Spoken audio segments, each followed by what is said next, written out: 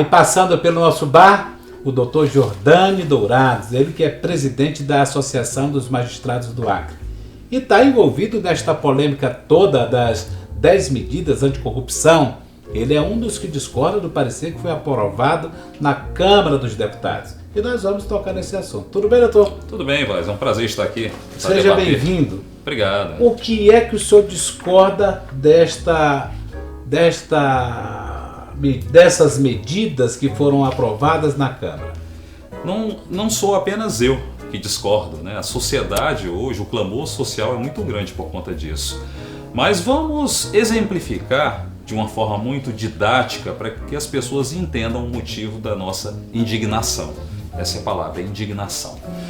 Veja, foi apresentado um projeto de iniciativa popular com propostas de medidas de combate à corrupção. Vocês acompanharam, todo mundo acompanhou.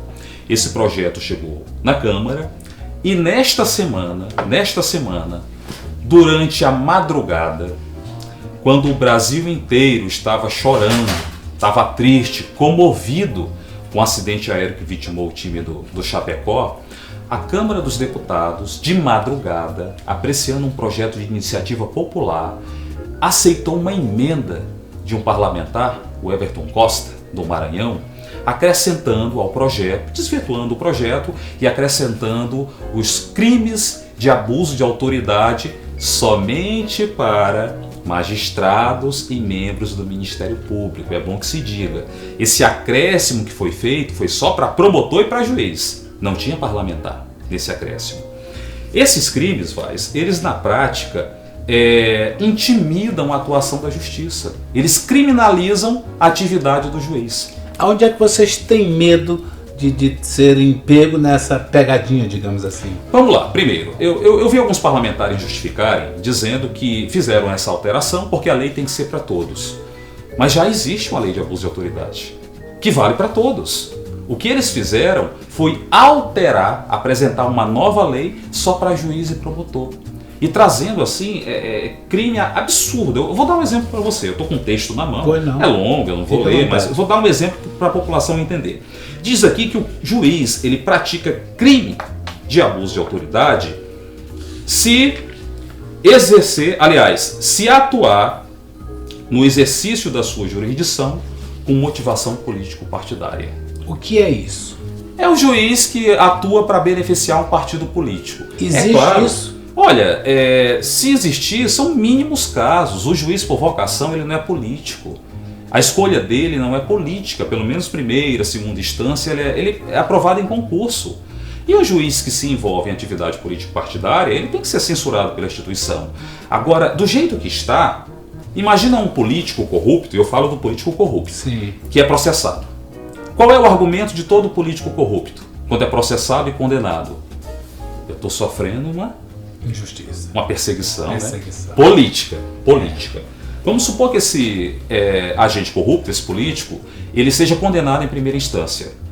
E lá no tribunal, ou no tribunal superior, por um problema técnico, ele venha a ser absolvido. Ele vai querer processar o juiz, dizendo que o juiz, desde o início, estava perseguindo ele politicamente. E essas medidas aprovadas permitem isso? Permitem. E olha outro absurdo. Pelo texto, comete crime de abuso de autoridade o juiz que for patentemente desidioso no cumprimento dos deveres do cargo. Exemplifique. Exatamente. O que é ser desidioso? Desidioso, pode ser muita coisa. Todas as pessoas nesta sala podem ter uma interpretação diferente do que é desidioso. A lei é aberta demais. Ela é aberta, ela é vaga, ela é subjetiva. Então um juiz que condena um membro de uma facção criminosa, ele condena um membro dessas facções aí, condena. Esse delinquente, esse criminoso recorre. E o tribunal absolve porque houve uma falha técnica na prova, segundo o entendimento do tribunal. É questão de entendimento. O juiz entendeu de uma forma, o tribunal entendeu de outra. Esse delinquente, esse membro de facção, ele pode dizer que o juiz foi desidioso porque não apreciou a prova direito. Ou seja, o membro da facção criminaliza a atividade do juiz. O juiz passa a ser o réu. E quem é que vai julgar se esse elemento está certo ou errado? Não são vocês também? São, mas o problema é a abertura. Quando você permite que surjam leis assim, você está dando um flanco, você está abrindo margem para o arbítrio. Hoje são os magistrados atacados, a próxima vítima vai ser a imprensa. Você entende? Entendo. Então você abre demais. Aliás, nós já sofremos muito, né? Mas você sabe, você é jornalista. Imagina o seguinte, imagina uma lei que dissesse que o jornalista responde por crime se ele for desidioso no cumprimento da sua função. É vago demais. Imagina o tanto de jornalista que ia ser preso, ia ser condenado. É a mesma coisa com o juiz. Só que esse projeto ele não fala dos parlamentares. E se o parlamentar for desidioso, o que acontece? Agora tem umas coisas interessantes, eu não sei se foi má interpretação minha, mas eu vi naquelas propostas ali, tipo assim, que também não haverá mais motivo para criminalizar a pessoa que tem enriquecimento ilícito. Olha, não. Aquilo não ficou claro, aquilo dali. O projeto ele foi votado e debatido com muita pressa. Um projeto de lei, ele tem que ser claro. Você como cidadão, se você não entendeu, se não ficou claro para você, também não ficou claro para muita gente. É exatamente isso que nós discordamos.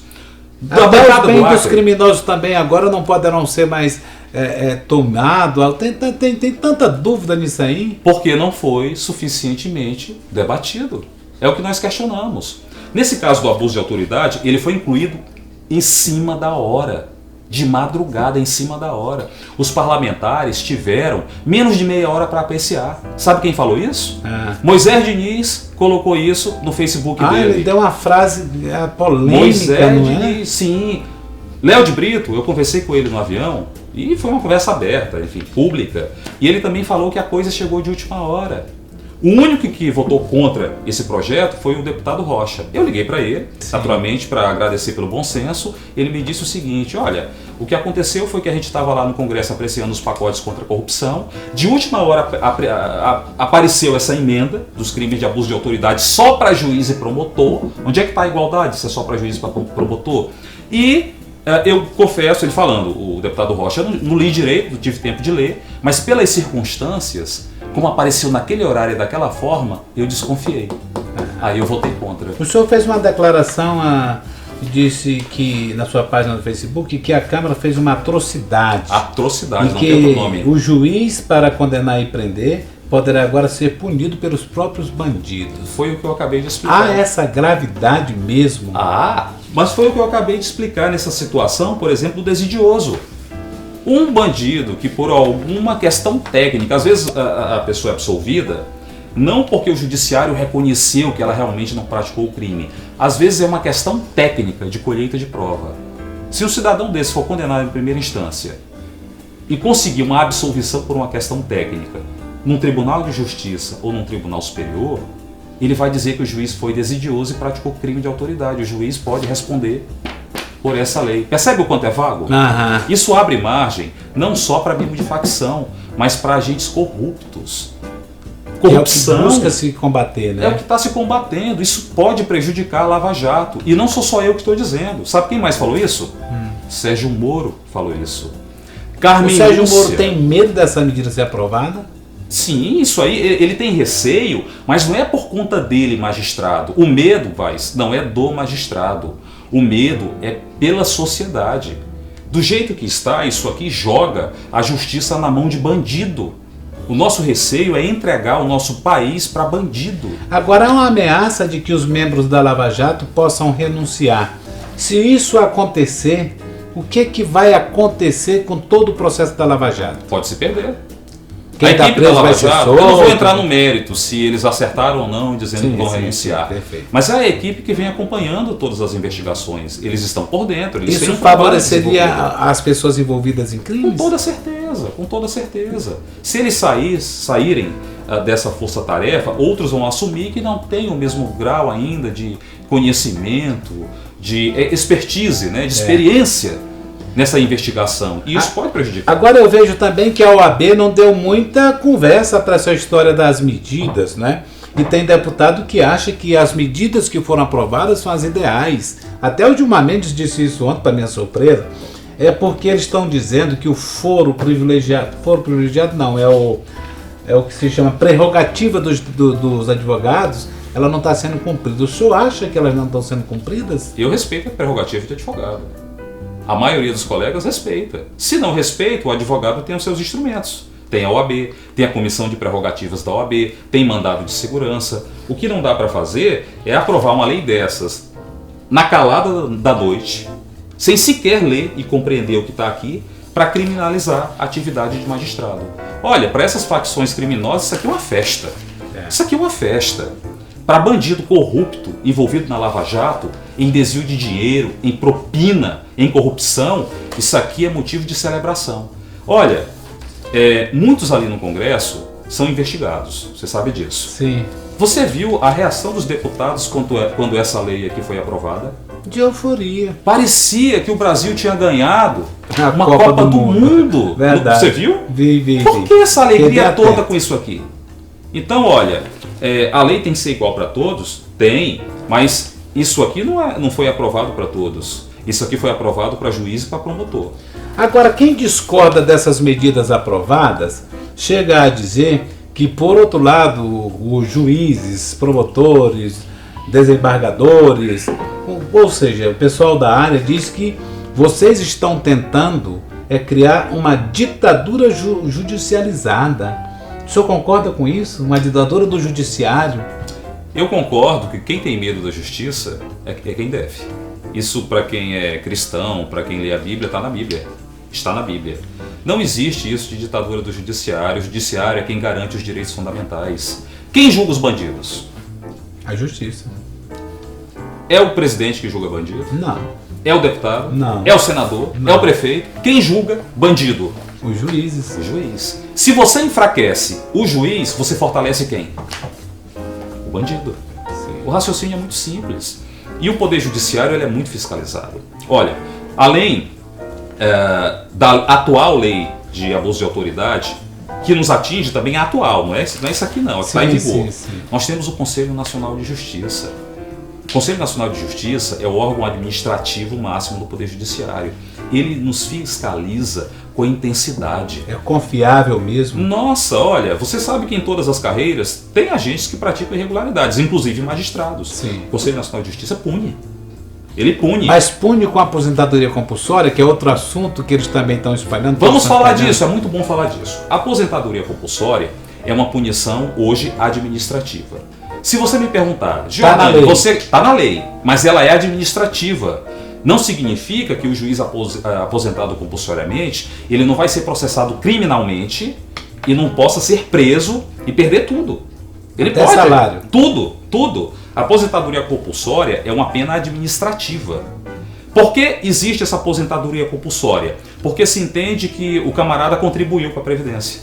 Então, ela é proporcional, tá? Ela não é integral, ela é proporcional. Então, se ele contribuiu, ele recebe a aposentadoria compulsória. Eu, Giordani, não concordo com ela. Eu não concordo. Se for tirar a aposentadoria compulsória, ok. Se está comprovado que cometeu o crime, o senhor está obrigado que bote logo na cadeia. Totalmente. Agora, veja bem, o CNJ, ele pune muitos magistrados com suspensão, com advertência. O camarada fica prejudicado na carreira. Aqui tem algum caso de abuso de autoridade comprovado dentro do judiciário? Desconheço. E o senhor acha que há prática disso aqui? Eu acredito que em qualquer instituição há falhas. Em qualquer instituição. Não existe instituição perfeita. Nós somos humanos. E as falhas, elas devem ser apuradas e os ilícitos punidos. Agora eu quero te perguntar uma coisa, mas eu te falei que o CNJ, ele fiscaliza muito juízes e pune. Sim. Me exemplifica os casos de punição administrativa no parlamento, feitos para deputados. Né? Eu lembro de um. Eu lembro do Cunha, recentemente. Você lembra de outro? Delcídio também. Tá, Cunha na Câmara, Delcídio no Senado. Será que só eles praticaram ilícito? Não, claro que não. Talvez. E por que a gente só lembra desses dois, Vaz? Porque só esses dois casos foram pra frente, julgado e pareceu assim um crime hediondo mesmo. Mas o Conselho de Ética da Câmara e o Conselho de Ética do Senado, por que a gente não ouve falar de Eles punições? são corporativistas, né? O CNJ pune. Não tem isso no CNJ, corporativismo? De forma alguma, pelo contrário. Muitas vezes as entidades de classe até têm que recorrer ao Supremo contra excessos de CNJ. O senhor, como presidente da Associação dos Magistrados do Acre, se chegar um processo contra um juiz amigo seu, O senhor vai levar a cabo aquilo dali até descobrir se ele está certo ou errado? Veja bem, eu não vou apreciar se ele é ou não amigo. Perfeito. Ele é um associado. Ele é amigo porque ele é um colega de trabalho. Só Mas isso. nem todos os colegas são amigos. Perfeito. Correto? Aham. Ele é um associado. Eu, como presidente, vou analisar. Chegou um caso de um associado. Ele vai precisar da ampla defesa, correto? Se é algo relacionado ao exercício da função, eu não vou analisar se ele é culpado ou inocente. O que a associação faz é dar um advogado para ele. Aí isso aí vai ser discutido no CNJ, na instância que for, sem interferência nossa. Nós não podemos interferir no mérito. A gente dá a estrutura para ele se defender. Qualquer pessoa tem que se defender. O senhor passou quase que a semana inteira em Brasília junto com o Dr. Camolês, o novo presidente da Isso, eleito hoje, né? Eleito hoje, né? E o senhor fez um desabafo também na sua página do Facebook. Não nominou, mas disse que um senador, ex-governador, deu as costas a vocês. Aconteceu, e esse foi um episódio triste, lamentável e assim, de uma indelicadeza, de uma falta de educação que me espantou. Eu naturalmente não quero pessoalizar, não quero aqui nominar quem foi a pessoa, não disse nem onde era, para não ter polêmica. Mas eu fiz essa publicação no meu Facebook porque eu fiquei indignado. Eu penso que o Congresso, o Senado e a Câmara são instituições importantes para a República que representam o povo brasileiro. Então, quando um cidadão, não sou eu juiz, mas quando qualquer cidadão se desloca ao Congresso para conversar com os parlamentares, o mínimo que o cidadão espera é ser respeitado, ser bem recebido, ou que receba pelo menos uma resposta, né? E é um representante nosso, né? Pois é, e ali no caso era o representante da magistratura e do povo do Acre. Então isso de certa forma me chocou, mas eu não generalizo. Eu inclusive registro que os dois senadores, Gladson Cameli e Sérgio Petecão, nos receberam. Eu não consegui falar com o senador Jorge Viana. Em outras palavras, o senhor está dizendo que foi o senador Jorge Viana que deu. Não, estou dizendo que eu não consegui falar com o senador Jorge Viana. Perfeito. Eu não consegui falar com ele. Com quem eu falei, que foram os dois senadores Gladson Cameli e Sérgio Petecão, eles foram extremamente respeitosos, atenciosos, mostraram preocupação em conhecer o texto. Sim. Em conhecer o texto. Eles disponibilizaram inclusive a equipe de gabinete para nos auxiliar a ingressar no Senado, porque a segurança lá está muito rigorosa nessa semana. E assim, eu fiquei muito agradecido pelo povo do Acre. Eu me senti muito respeitado como cidadão. Agora, por exemplo, essa foi só a primeira fase, né? A luta continua. Ontem, até no Senado, tentaram colocar esse debate em discussão de urgência e urgentíssima, mas não conseguiu passar. Essa mesma lei. A mesma lei. Essa mesma lei. Quando chegou no Senado, o réu, Renan Calheiros, porque ele é réu. Agora ele é réu. Ele é réu. E não tem condição moral nenhuma de presidir uma casa importante como o Senado.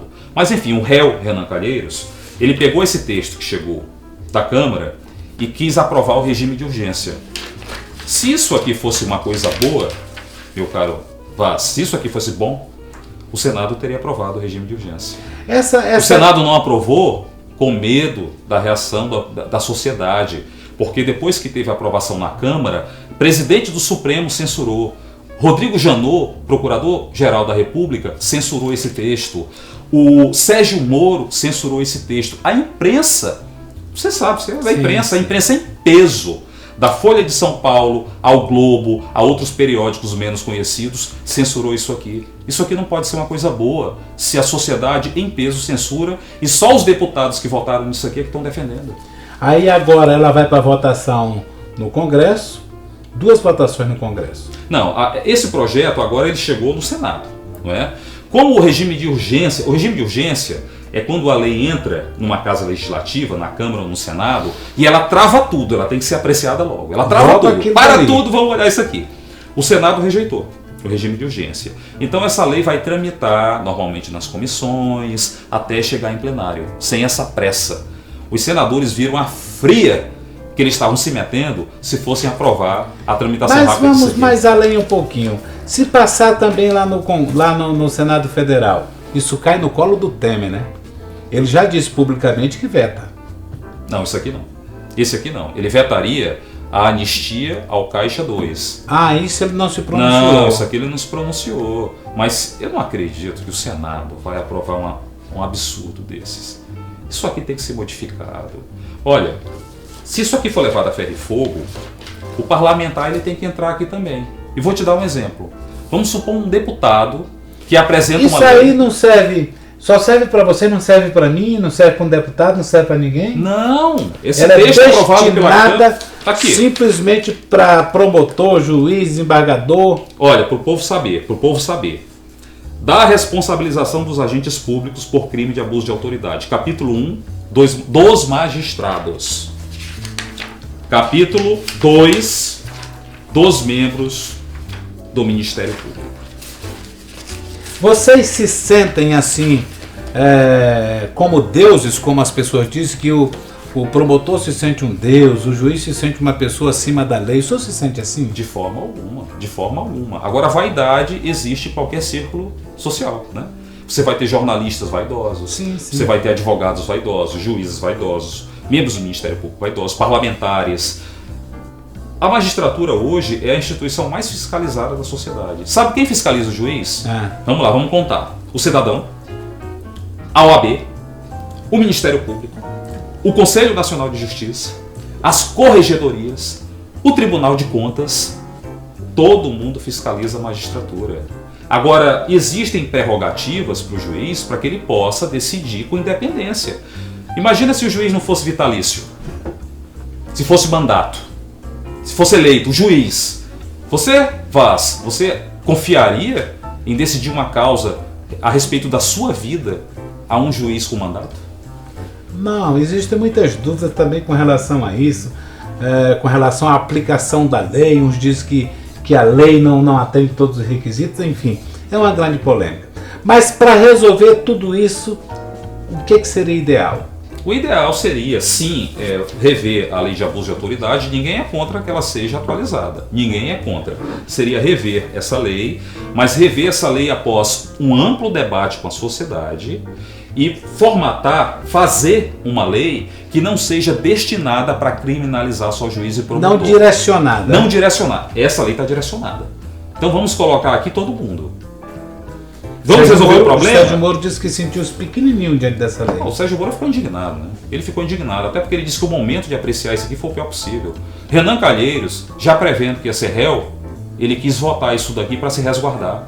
Não deu tempo. O Everton Rocha, o autor dessa emenda aqui que foi aprovada na Câmara, ele levou uma tomatada no aeroporto de Brasília de um cidadão indignado. A própria imprensa, eu já li matéria dizendo que esse Everton Rocha, o autor dessa emenda aqui, está sendo investigado por corrupção. Isso aqui não pode ser sério. Aliás, a grande maioria do Congresso Nacional, né, doutor? Muito obrigado por esse papo. O senhor foi o campeão de tempo. Nós estouramos nosso tempo hoje legal, mas num assunto muito, muito bom, que foi esclarecer isso, que muita gente tinha dúvida, inclusive eu. E eu quero brindar com o senhor e desejar já um Feliz Natal, boas festas, e parabenizar pela sua administração lá na Associação dos Magistrados do Acre, e também dizer que o doutor Camolês será sempre bem-vindo quando quiser tratar de assuntos de interesse da sociedade. Claro, agradecemos, foi um papo muito agradável, e sabe que conosco não tem pergunta tabu, não tem assunto tabu, a gente está aqui para responder qualquer coisa. Obrigado. E um brinde à sociedade. Um brinde a todos.